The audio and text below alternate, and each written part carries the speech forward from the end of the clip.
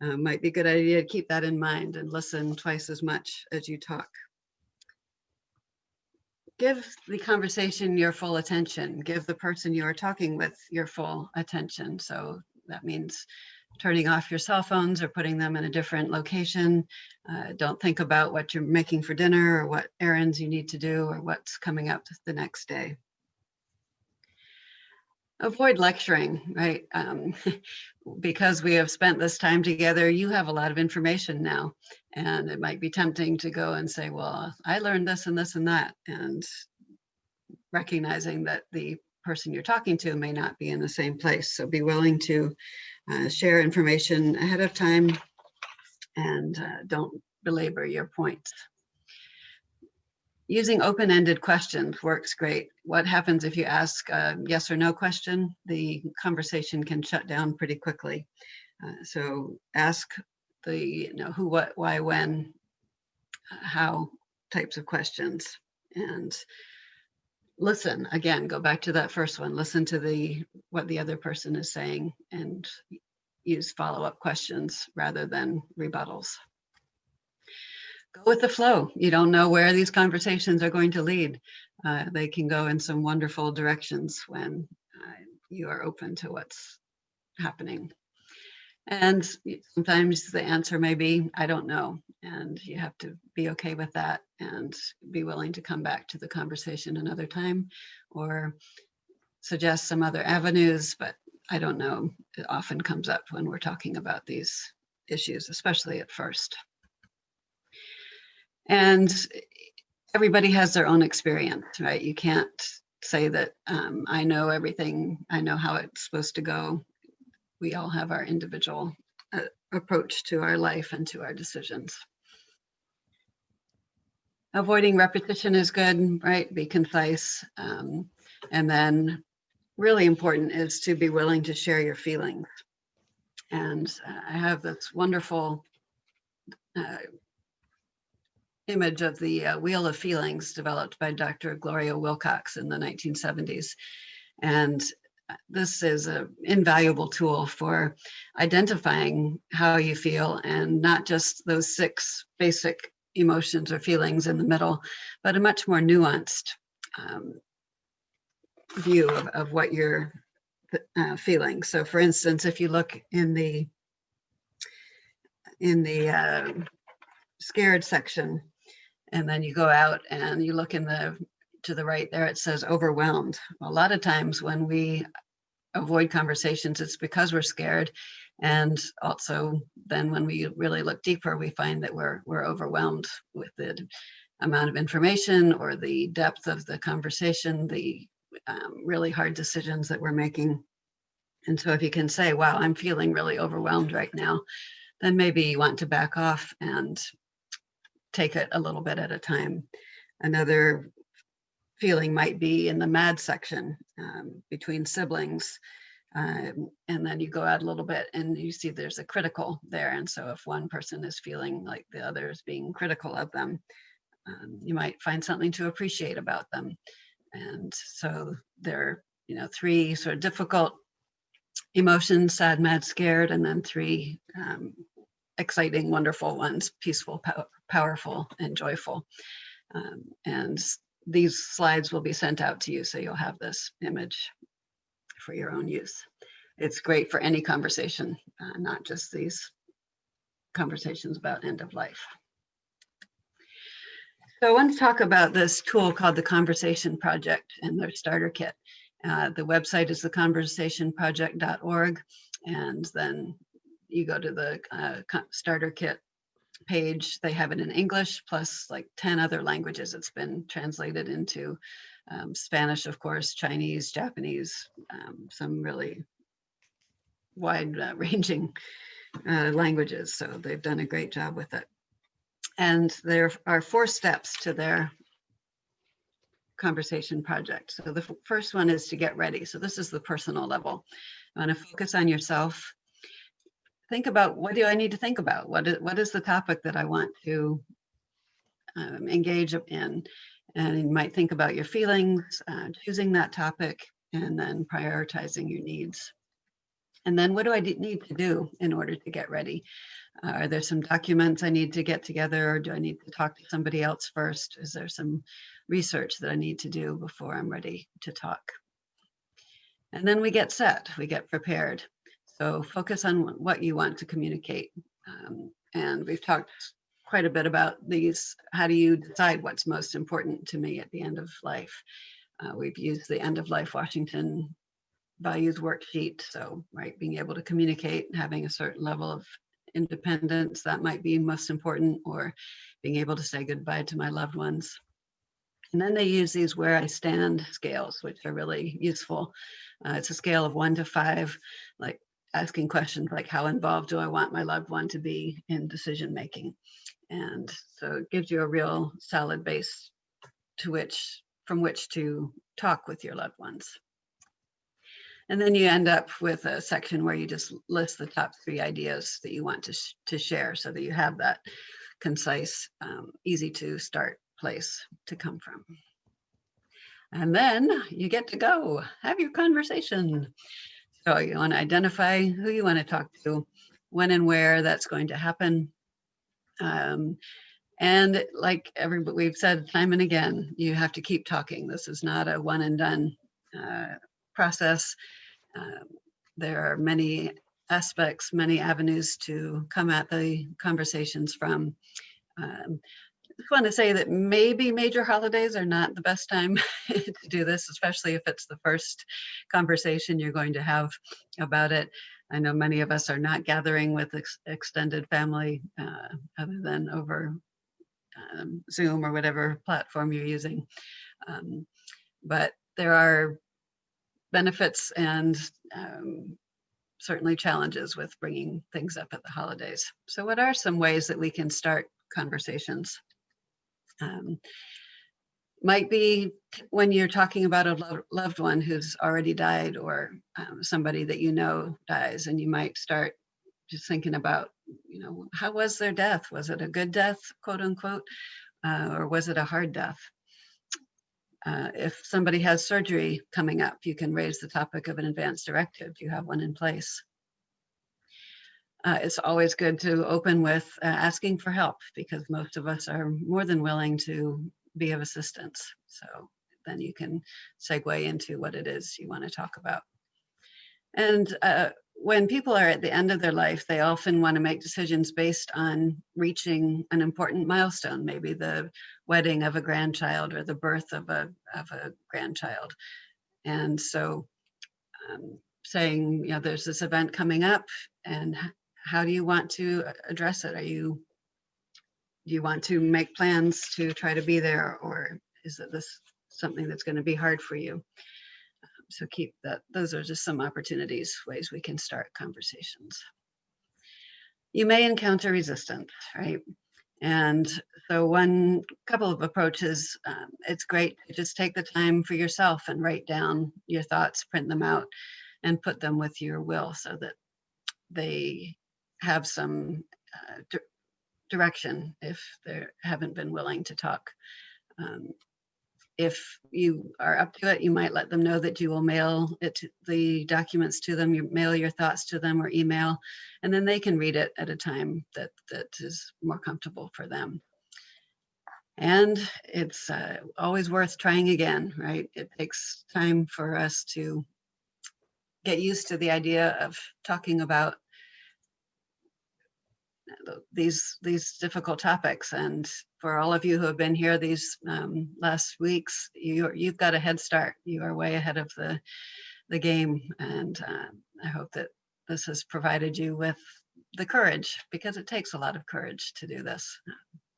But the more you do it, the easier it gets. So, thank you.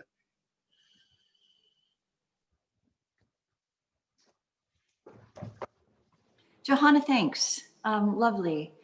Hey, so now everybody, we get to play. Kim created 3 different scenarios that we're going to play out for you, and you get to play yourself. And we're going to present 3 scenarios and ask you to reflect on each one. And so I hope that you have a pen and paper with you, because we're going to ask you to write down some of your thoughts. So if you don't have that, grab it. Every person who's sitting around the table here today should have one. So communication is tricky, eh? They say that one of the most common problems with communication is everybody thinks that they do it and they do it really well.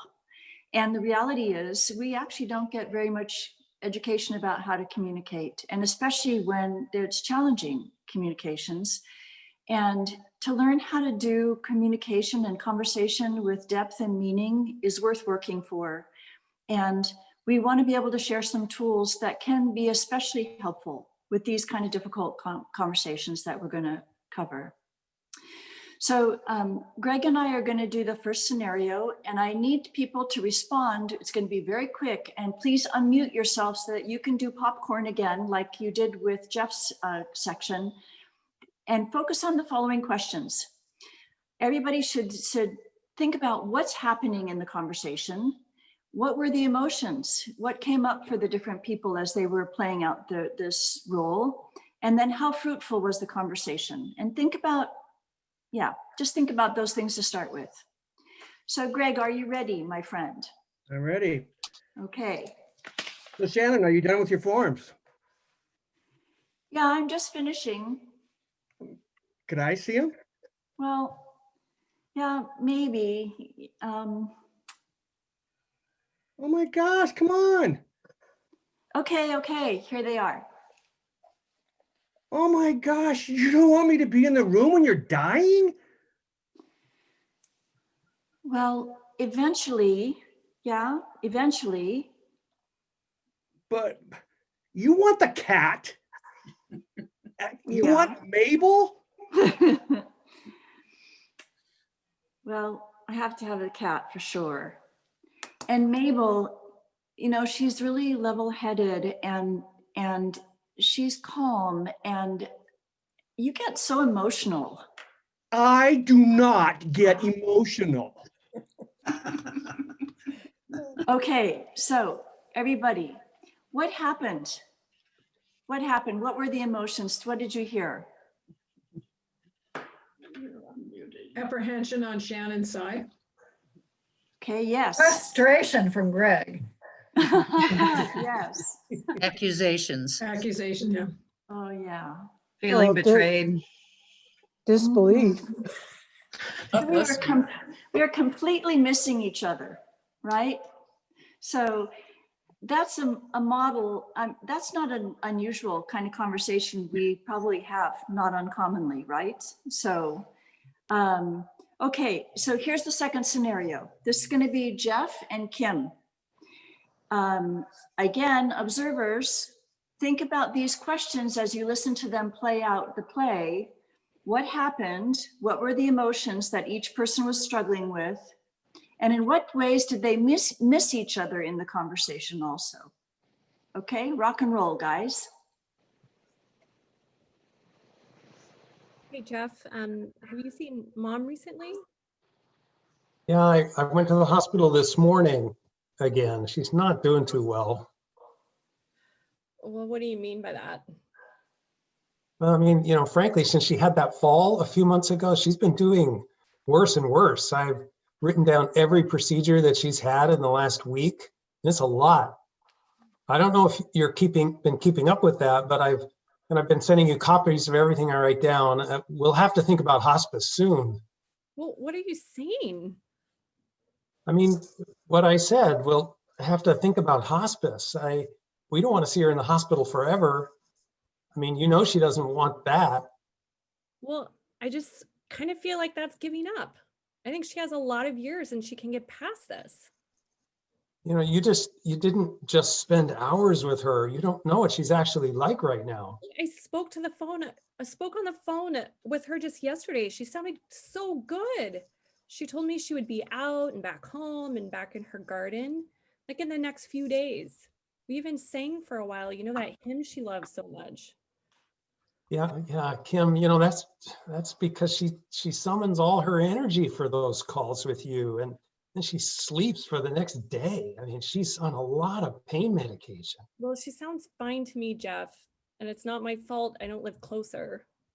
But, I mean, look, I didn't mean, well, did you read the email that I sent you with all the details about what the doctor told me yesterday? Not yet, but I will. I promise I will. I've been slammed here with my job and my grandkids.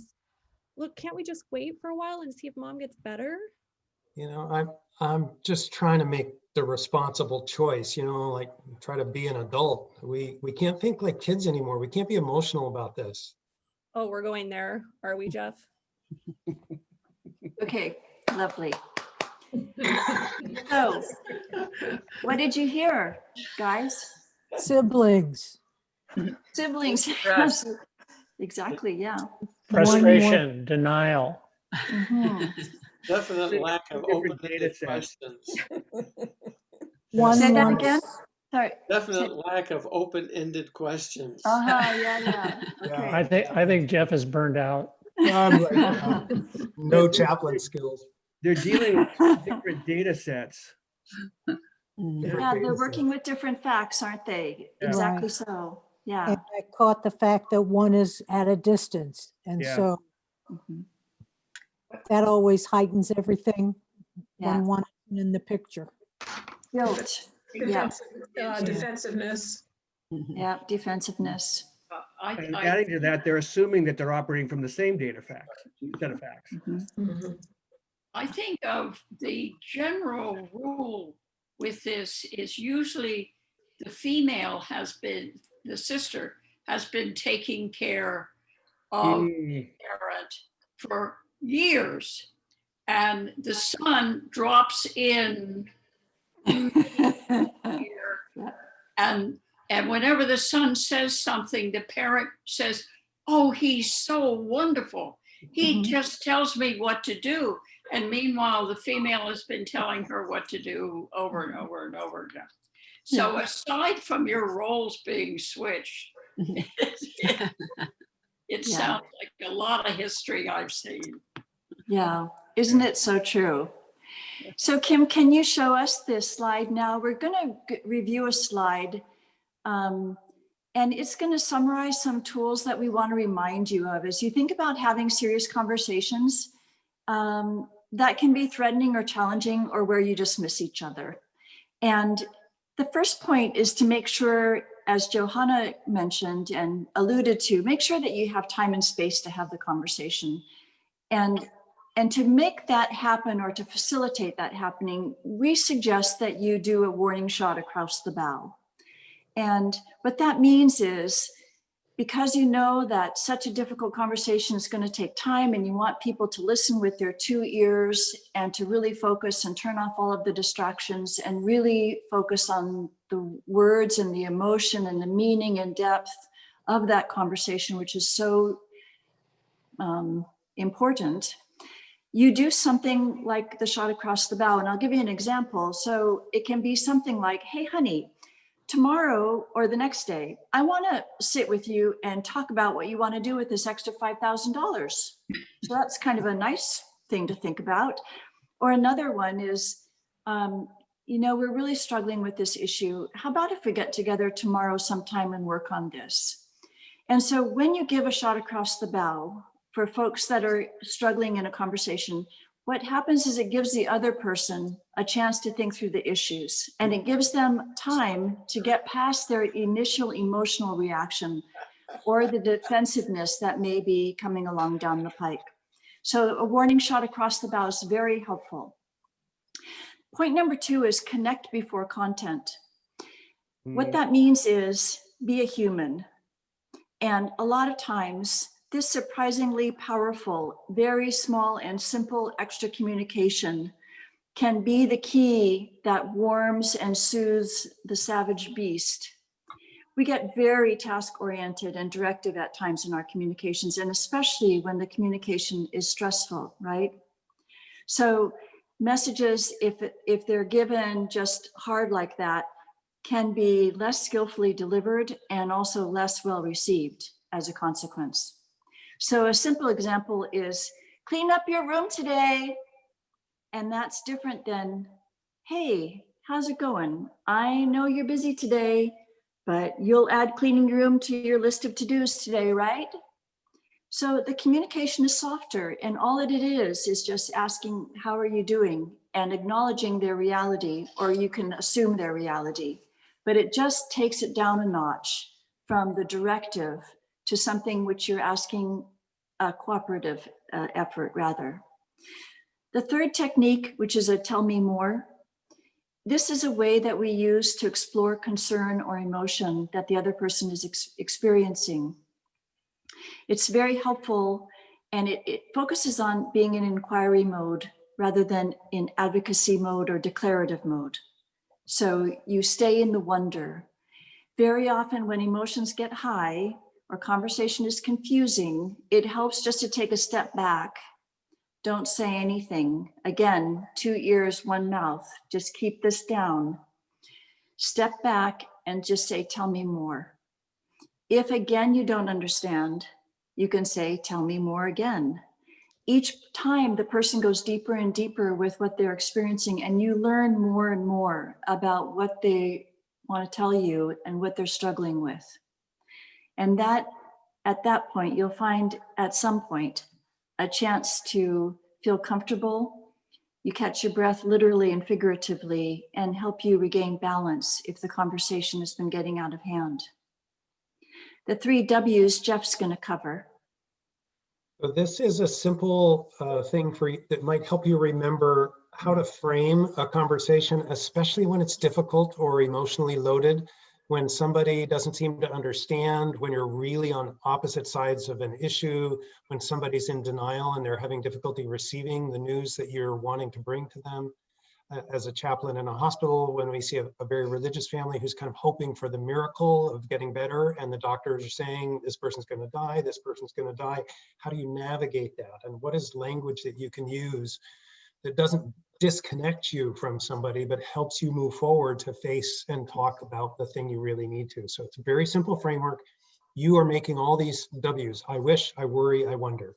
So Kim, take us to the next slide and it'll unpack it a little bit for us. So whenever you're managing uncertainty, this could be a framework. So the I wish statement is where you're basically saying, I wish the same thing could be true. You're aligning with their wish. So their desire, their hope. And so you say, I wish, Mom were able to make it through a day a little more comfortably. I've been hoping the same thing, or I am hoping for that as well. The next statement is worry is where you bring in your concern. You express your concern about the reality and how it's not lining up with what you hope for, right? In the first thing and what they hope for. In the first thing, I wish is aligning with them and finding common ground. In this next, I'm worried or I'm concerned, I'm afraid that, Mom's not responding to physical therapy like we had hoped. So you can express the current reality and you express it as your concern. So this allows you to be truthful while sensitive.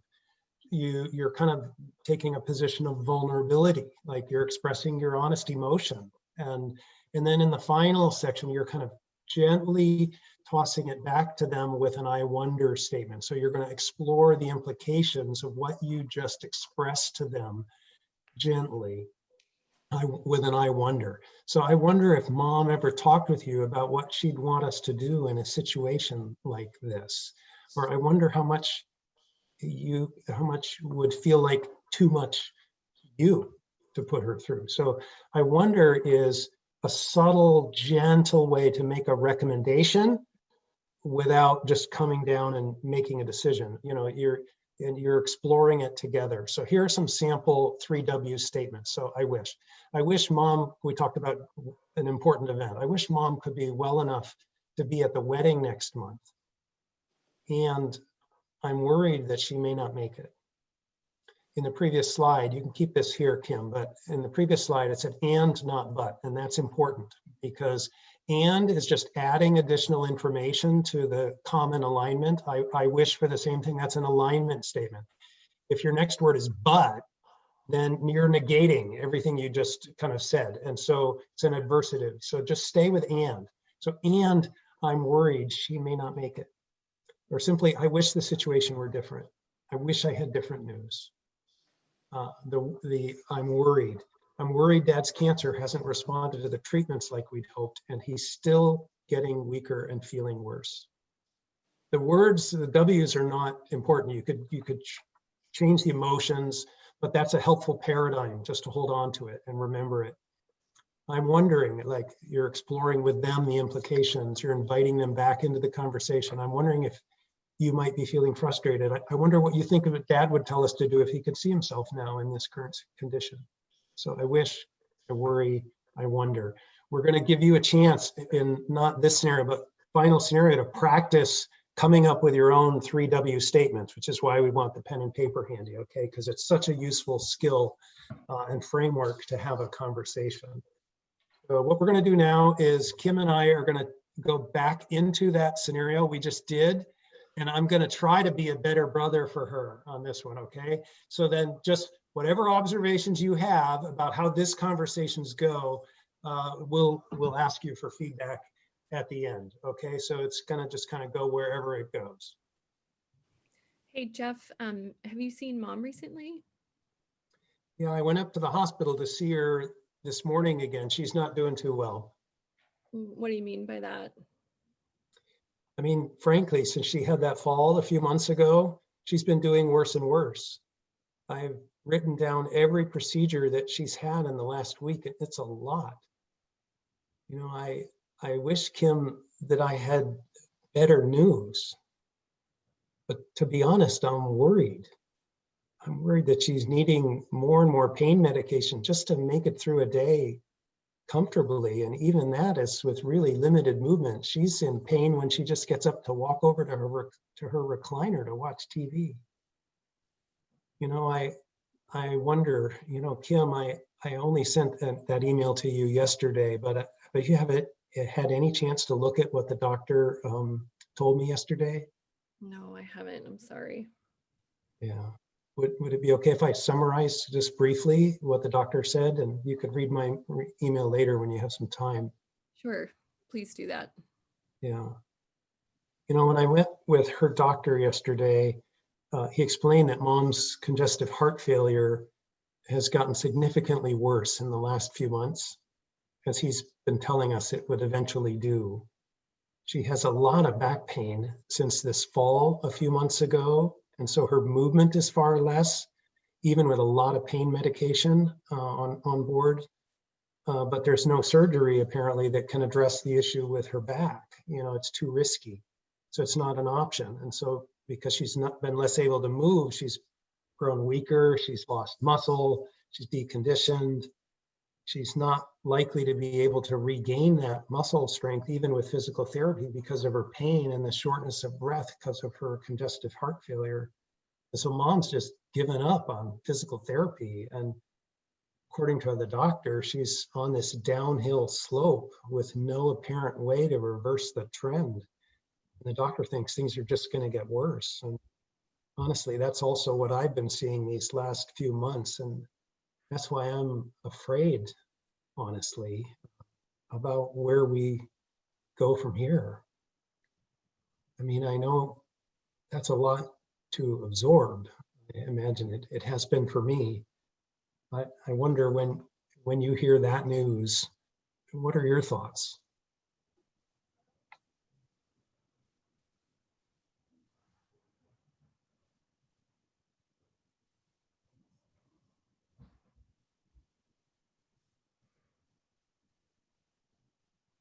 Kim, are you able to hear me? Yeah. I wonder when you hear me describe the doctor's news, what goes through your mind? What's rising up for you? It's a lot, Jeff. It's a lot. I'm going to have to sit with it for a while, but it makes me feel really sad. Yeah, I'm with you. I'm sad too. I wish things were different. I wish Mom had more energy as she goes through a day, more joy. Yeah.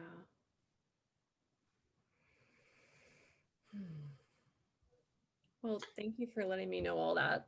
Yeah, you're welcome. You know, I know it's hard for you to get here. You're so far away, and your mom has not wanted to be a burden for you.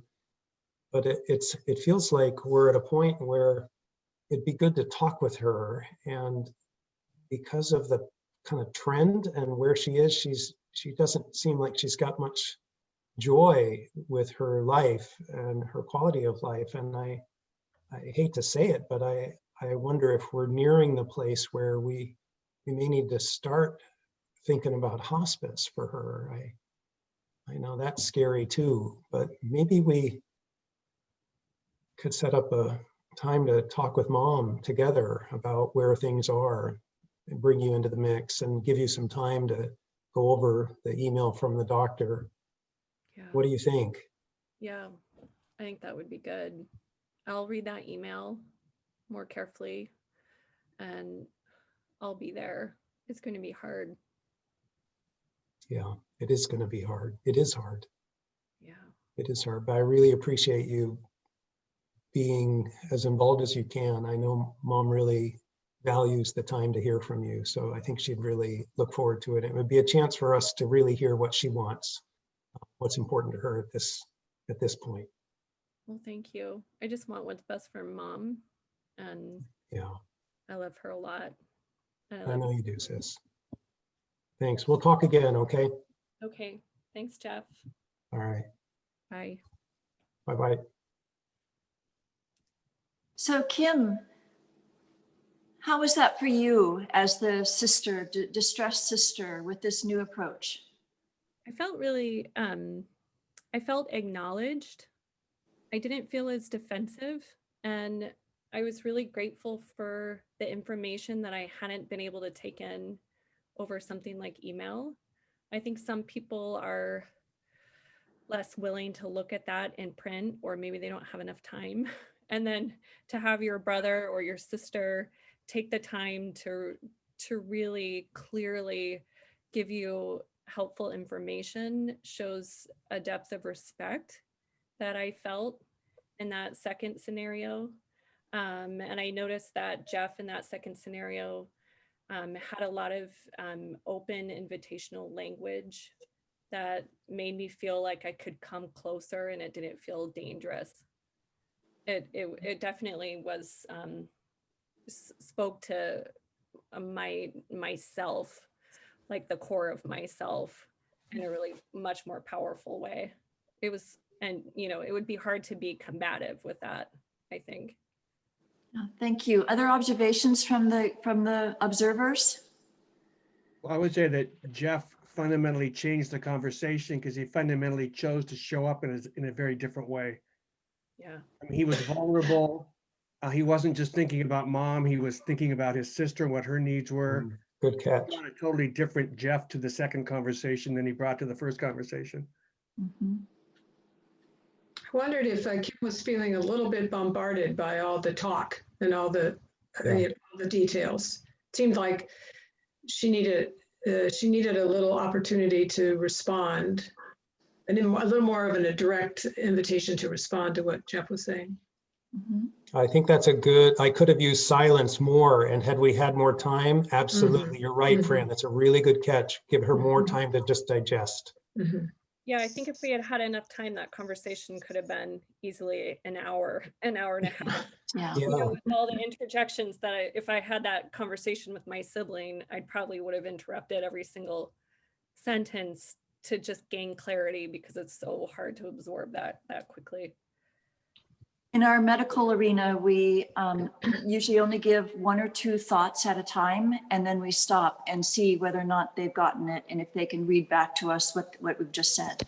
So in fact, we really don't do a paragraph of information at one time, but just a couple of thoughts at a time, and then you stop. A couple of thoughts at a time, and you stop and you check in.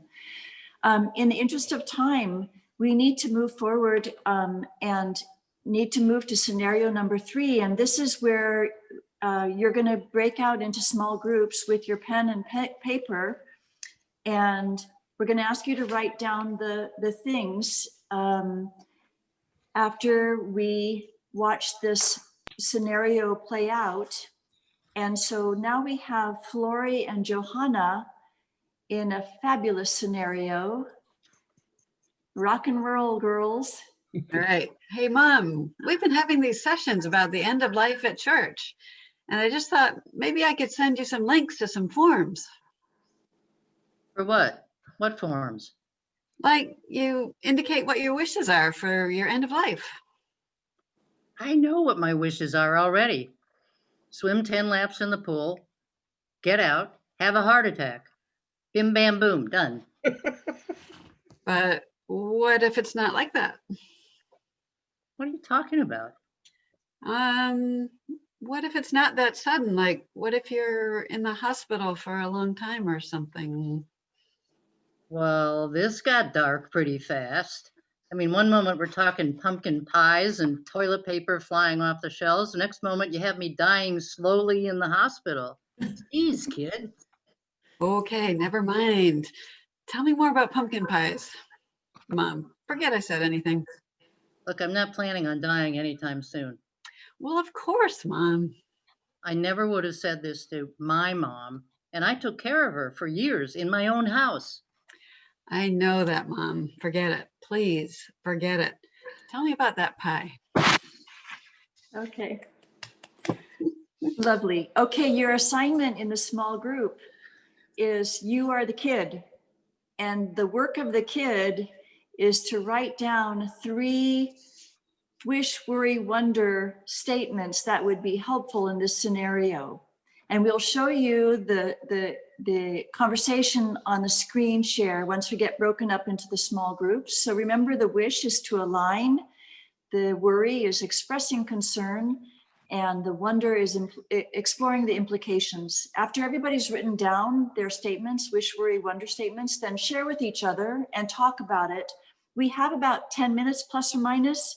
So talk about it, and then we'll come back to the large group for other debriefs. All clear? Hope so. Give to any questions at this point. I'm wondering if maybe we just kind of push that off and let us move into the next section. Yeah, as much as I would love to have some debrief right now, we are running a little bit over. Yeah. That I think that's wise. I hope your Okay. groups were really rich though. Yeah, I think that is probably the best use of our time. Then we're right back on time. But I know you're going to offer ongoing resource and connection after this if people have follow-up questions. So that could be maybe part of the Absolutely. bracket, the debrief for another time. Absolutely. And can I suggest maybe, would it be appropriate to put some questions in chat to return to later if people are worried they're going to lose them? Is that? That would be great if we have time, and maybe you or somebody could address, or they could be addressed in another forum. Sure. Or if you have a question that you'd like to discuss, and go ahead and put in chat. If you'd like to stay a little late, we're happy to stay a little late, but we do want to honor your expectation for our time limit here. So.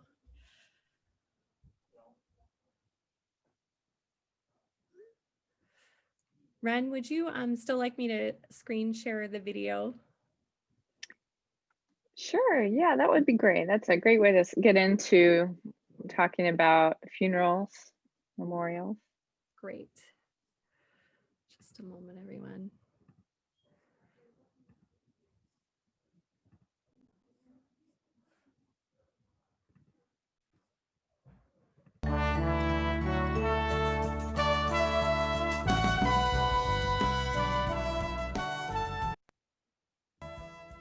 I was asked to be a bishop, and there was going to be a reception for me.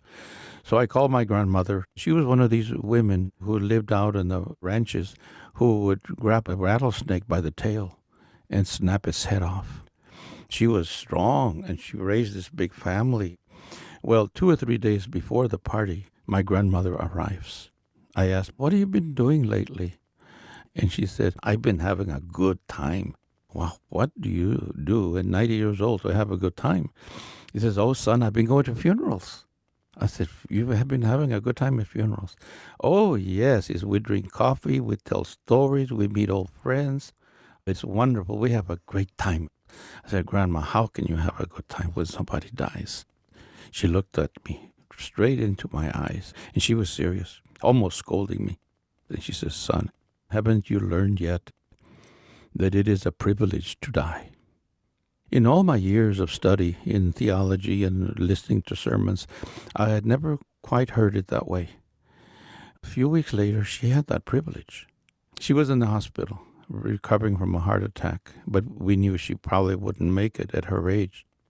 And she kept repeating like a mantra, "Solo quiero ver a Dios." I just want to see the face of God. That was the last thing I ever heard her say. And then she died 2 days later. When she died, she was singing songs from catechism. Al cielo, I want to go to heaven, I want to go to heaven. Songs from childhood. And she died singing. She was just an amazing woman. I'll never forget Panchita.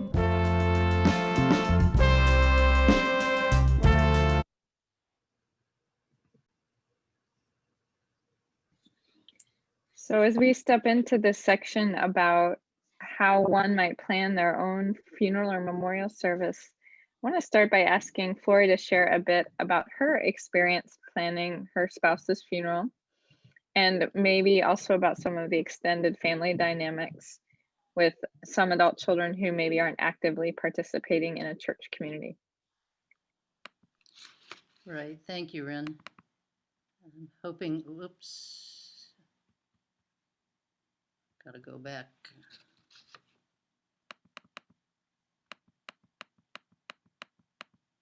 Okay, can everybody see that? Am I sharing my screen okay? Good, thanks. Yeah, I'd like to tell you a little bit about my husband's memorial service, which was held at Grace. Two things surprised me about planning that service. The first was that not only did the service itself help me grieve, but planning the service was also a way of grieving. And the second surprise was that when the Grace staff and I started preparing Chuck's service together, our relationship deepened. I recall spending a lot of time with Candy Heald, who was the office admin, sitting in front of her computer as we chose photos of Chuck and worked on the layout for his service bulletin. And Ann Strickland, so gracious, helping me with the music and telling me that everyone in the music circle had volunteered to be there before she'd even asked them. And Bill Harper's gracious pastoral counseling helped me set my mind on how I could begin to heal.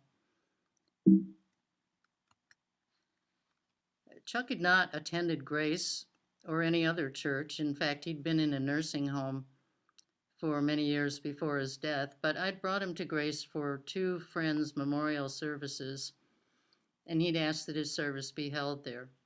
So that's his peace flag hanging from the altar on the afternoon of his service. And none of our children were churchgoers either, so to involve them, I asked each of them to choose a poem for the service bulletin. And then going right to the heart of their expertise, I asked them to make a playlist of their dad's favorite music. And they picked songs from the civil rights era and some gospel tunes. I remember only an hour before the service, two of my sons still sitting at my dining room table, frantically burning CDs on their laptops so we could give one to everyone who attended. And before we interred Chuck's ashes, I brought this engraved plaque to Grace, along with these two little ceramic pots containing his ashes that our two grandchildren had made up at Dancing Paint in Paulsbo. And you may be able to read the last line on the plaque. It says, "I carry your heart."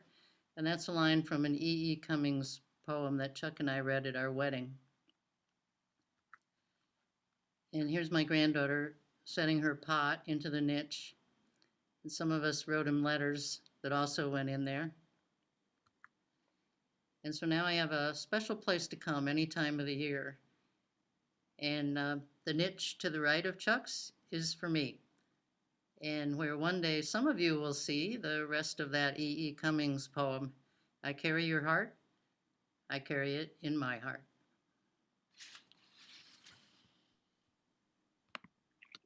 Thank you, Flory. Thank you, friends. So I want to take some time to talk through the big movements of a memorial service. Doing memorials is my favorite part of being a priest. And so when I come to visit someone at the end of their life and there are people who are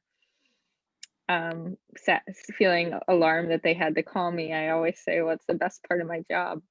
And they don't believe me, but it's true. It really is the very best part of my job and the most profound privilege. And I want to start our reflections. I'm going to share my screen here. I want to start our reflections.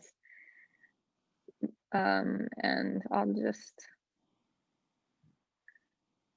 do that. So church is the place we come when we need to figure out what time it is. And we can trust the people of God to tell us what time it is. So sometimes that means when it's Ash Wednesday, we learn that it's Lent, even though we had kind of forgotten. But when someone dies, I think we can get discombobulated about what time it is and what we're supposed to be doing and where we're supposed to be. And when we come to the community of the church, we are invited onto a journey. And I am really having a hard time with these slides. And now my computer's frozen again. So I'm gonna, this is very sad. So I'll just keep talking and we'll do it without the slides, I guess. I might keep working on it a little bit as I go. So we're invited onto this journey, and I like to think of the ideal funeral as a kind of familiar pathway. I'd really like to be able to show you the slide, so I'm gonna just keep working on that. I think of the ideal funeral as a kind of secure, familiar pathway. And by that I mean, it shouldn't be a totally new terrain, that it should look familiar to the family that's grieving, if it's at all possible. But it should feel like the real world. It shouldn't feel like you're getting beamed into an archaic reality that's not the one you live in. And so my hope for Grace people is that as they begin their funeral and the planning for their funeral, they'll start to see movements and words that invite them into a familiar pathway. I'm going to try again to share screen. A good funeral is one that gets the dead where they need to go and the living where they need to be. That's a line that Tom Lynch wrote. A good funeral is one that gets the dead where they need to go and the living where they need to be. If you could just in your chat window just throw out where do the dead need to go and where do the living need to be at the time of a funeral? Can you just make some suggestions for that?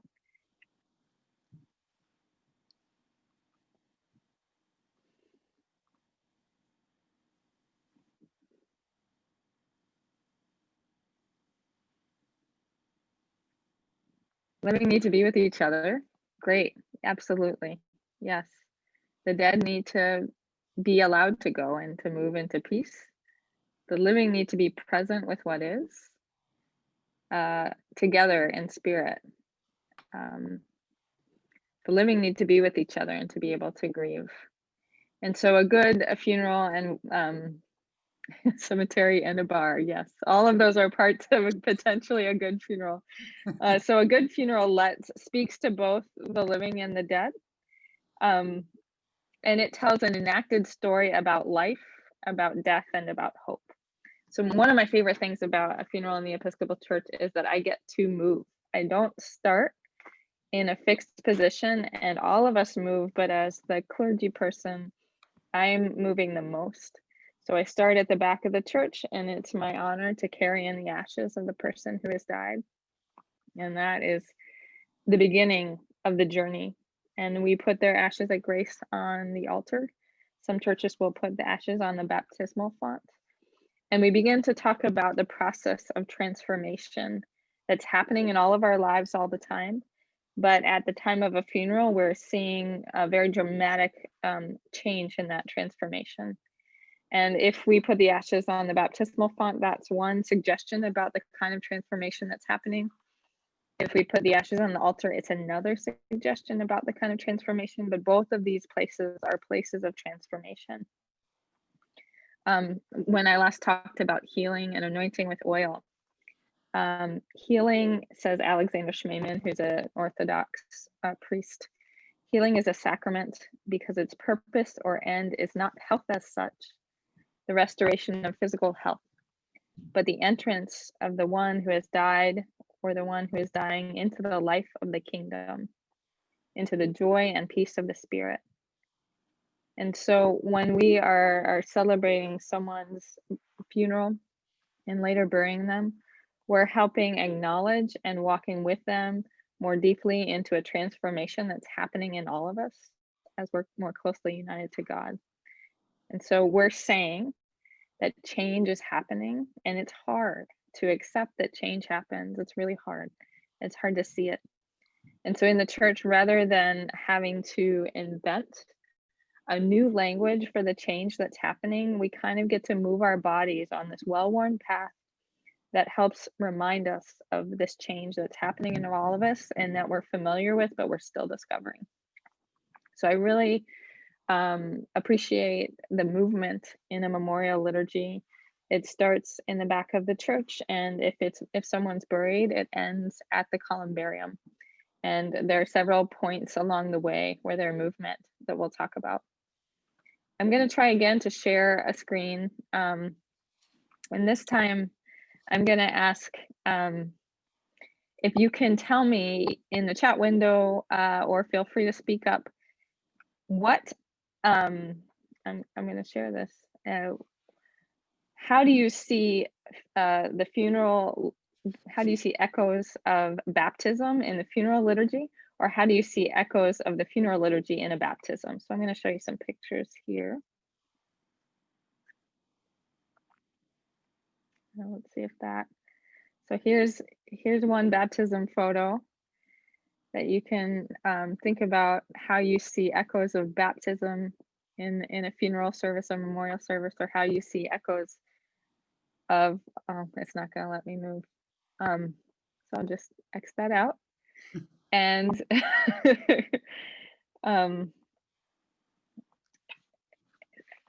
so in that image, do you see anything that evokes for you a burial service?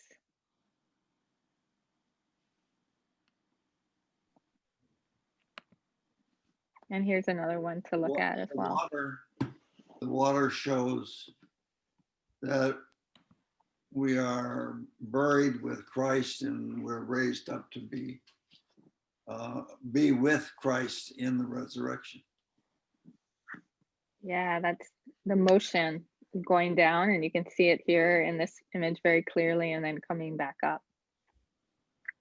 And in the The transition from one quality of life to another quality of life, or one aspect phase to another phase. So it's a transitional time, both.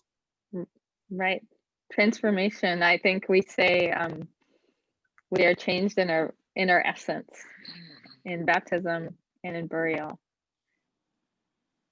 Tom talked about the going under. In the chat window, it says people gathered. Yes, yes. And I see being held there as well. Yeah. So I'm just gonna not risk it and keep the rest of the slides to myself, but I'll be happy to provide them if you ever want to come meet with me about this. So I want to walk through the different movements in a burial service. We have various movements, and I am at my peril going to share one more screen. If we look at this, this is a picture of what it might look like to make a memorial service bulletin. And often when I come visit you at the time of death, come visit your family, I'll bring this with me, as well as a bunch. I have a file of probably 30 different memorial bulletins to show what it might look like. And we can see the different movements. The first is optional, but my preference is if somebody is going to eulogize the person who's died, it happens at the beginning. And the reason for that is that I want everyone who's there to grieve to be able to be on the journey. And the best thing about the liturgy, in my view, is that you don't have to navigate, that you have people, your leaders there to navigate for you. So we want the people who are grieving to be able to be fully present and grieve. So I ask families if they're open to it, to please invite anyone who wants to share about the person who's died to do that at the very beginning, and then they can sit down and be present and participate in the service and not have to worry about whether they lose their composure or any of that. I guess I should say there's words of welcome here. I believe that funerals are our very best evangelism. And I want to tell you this, one of the most exciting thing that's happened to me during the pandemic is that these 2 high school girls emailed me and they asked if they could meet with me. And we met out at the columbarium, and they said, you know, our dad was died and his service was at Grace when we were little kids, and he's buried right here. And we haven't been back to church since. And our mom doesn't go to church, but we've been going to church online. And before we graduate high school, we want to figure out what this church thing is about. And so when they had this desire within them to be a part of a church community, the one they came to was the one where they had been for their dad's funeral. And often that happens. I'm really mindful of the fact that people come to churches for funerals who never come to church, and especially adult children. So I really feel strongly about that 3 minutes that I'm with the family in the room. I want to be sure that I'm open and that I'm attentive to who they are and where they are, and that I'm as welcoming as I can be and as accessible. So at a funeral or memorial, I'll often offer words of welcome just to help set everyone at ease. We wouldn't usually do that at church, but we often will do that at a memorial. So then there's the movement of the opening anthem. Those are the words that I or that Stephen would say as we're walking in with the ashes of the loved one. If your loved one chooses to have a casket and burial that way, that's also fine. But this is the way we move in as we say these words. As you can see, music is throughout. There's scripture reading, so that's something that is really helpful to know. If there's a scripture reading you love, it's helpful to keep that written down somewhere, communicate that with loved ones. And then there's a homily. And just like with a baptism should really draw out what makes the person who's being baptized unique and beautiful and an image for us of what Christ is like in the world, but it's not just about them. And so I should be able to preach a homily or a sermon at someone's funeral whom I don't know well, and still honor them and honor the image of God in them.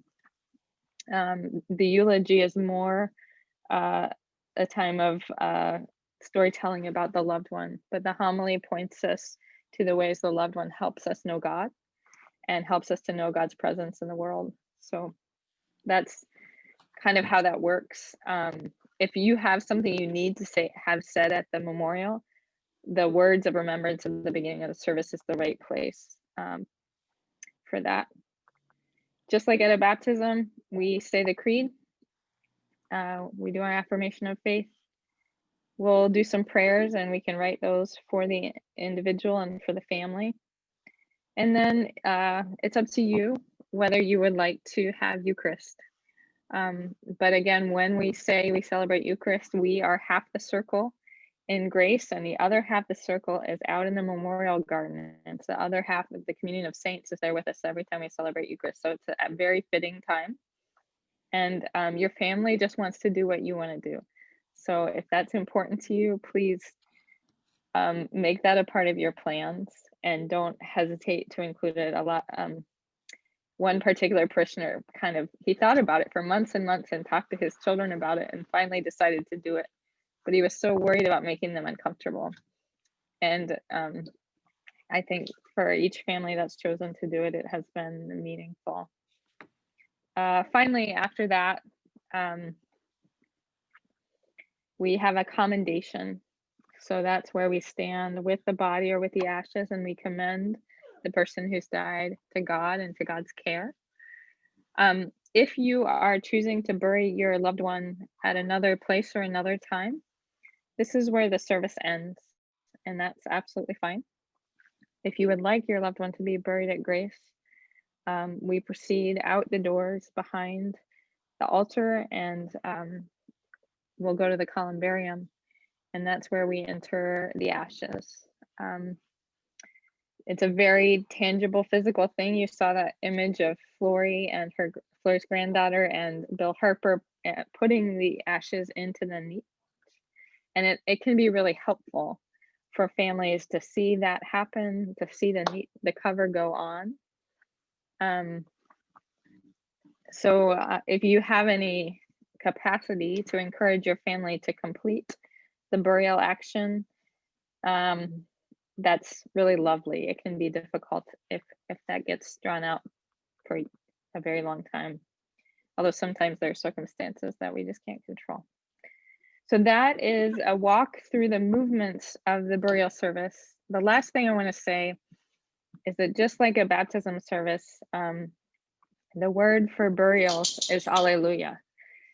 We say in the commendation, all of us go down to the dust, yet even at the grave we make our song. Alleluia, Alleluia, Alleluia. And it'll sound like Easter. So when you're at a baptism, or when you're at a funeral or a memorial, it should sound like a baptism, and it should sound like Easter. I sped through that, which is great. I want to show you a few resources on Grace's website so that if you want to get to a place where you'd like to plan your memorial, you can find them. And actually, Kim, I'll go ahead and put the link in the chat, and maybe I'll let you share since I'm having such a hard time with the sharing. If you go to our pastoral care website, or pastoral care page on our website, you can find a memorial planning form. And we're trying to keep that form as up to date as we can. But the reason, here we go. So that form is there, and it's sort of in a workbook type format with lines for you to write down as much or as little as you want. On the form, it gives some suggestions for music. You may have your own choices. It gives some ideas about choosing readings, but again, you may have things you already know you want. So the idea with the form is to provide lots of information, and if you have energy to work through all of it, that's great. If you have energy to only do part of it, that's great too. Another thing I need to say is that just like in a baptism, a funeral record can be a legal record from time to time if it's needed for that. So we want to make sure we have very accurate information. So the form does ask for birth dates and complete name, and that's all there. If you look at this form and you fill it out, some or all of it, I'd love to meet with you just to hear about why you've made the choices that you've made. We have a file folder for many of our Grace parishioners in my office with a copy of their wishes, maybe with some song choices, maybe with an obituary or a picture. And that's a wonderful thing to have so that when the person dies, we can say to the family, we've got this and we know where it is. So if you have energy and time, it would be an honor to sit down with you and talk through that. And also on that form is a space to talk about any kind of reception you might want. And I know that feels like a different reality right now, but I want to give a moment for Flory to share about receptions and how we can or have supported families with memorial receptions. Thanks, Ren. Well, just quickly, we in pastoral care have two ways that we can help with your memorial service. The first is by providing a person we call a host that can help you with any of the details of the memorial service beforehand. Of course, you'll be engaging with the clergy mostly, but you might have questions like, can I bring photos and where should I put them? And the host could help you with any questions like that. And the host will also be with you on the day of the memorial to show you into the living room where you can wait with your family, unless you'd rather be in the narthex greeting guests, and bring you into the church as well. And we also have a new memorial reception committee So if you want to have a post-service memorial in Walker Hall, we have a way of helping you with that. You're welcome to have your own caterer or provide your own plans, but we will also help you by working with you beforehand to plan the memorial, to plan the reception. And on the day of the reception, we would help provide the food and drinks and so on. So, thank you. We do know that we've kept you a little bit long, but I hope that everything tonight has been helpful to you. I do want to give an enormous thank you to all of you for being with us, and my heart is full of gratitude for our facilitators and for all the incredible planning that went into this. I'm putting, if you could just take 2 more minutes of your evening or of your morning tomorrow, I'm putting into the chat window a link to a really short survey that'll just help us immensely as we move forward and future planning around end of life. And also you'll see the link to the resource packet, and that includes everything that we've gone through in all 4 sessions. Every single form should be there. If you're missing something, let me know and I'll make sure it's there. And I apologize. Email. I apologize. I was thinking we were ending at 9. So I'm going to just do a closing blessing from this book, which is called Candle Walk, which is a evening compline service for children. It's a great Christmas gift for kids if you are looking for one. The God of life with guarding holds you. The loving Christ with guarding folds you. The Holy Spirit guarding molds you. Each night of life to aid and fold you. Each day and night of life uphold you. Amen. Amen. Go in peace, friends. Thank you.